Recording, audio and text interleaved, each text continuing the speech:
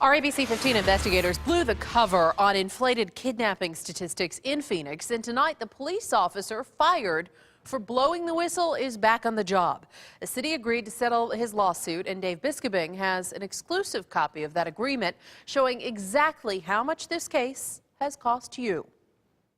For the first time in 8 months, Sergeant Phil Roberts put on Phoenix PD blue and returned to work. Nobody had the courage to say, hey, we made a mistake. Was he retaliated against? Yes, it's clearly retaliation. It's a day that marks the end of a long legal battle between Sergeant Roberts and the city of Phoenix. In 2010, Sergeant Roberts blew the whistle about Phoenix's grossly inflated kidnapping statistics, allegations that would lead to federal and city investigations. Days later, top city leaders, including Assistant City Manager Ed Zerker and former Police Chief Jack Harris, held a meeting and decided to place Roberts under internal investigation.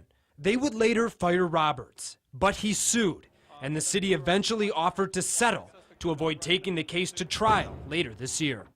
The ABC 15 investigators have exclusively obtained the settlement agreement in Roberts' case. As we first reported last month, the city agreed to give Roberts his job back. He will work here at the Mountain View precinct as a patrol sergeant, overseeing a team of officers in the eastern part of the city. And now we're also learning Roberts agreed to drop his lawsuit without a monetary payout. The city also avoided having to pay Roberts' lawyers any money.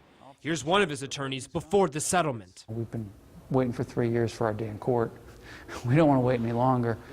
Phil's already suffered enough damage, enough delay. It's time to get this resolved in some fashion. But updated records show those 3 years left the city with a big bill for outside lawyers. The total, more than $540,000.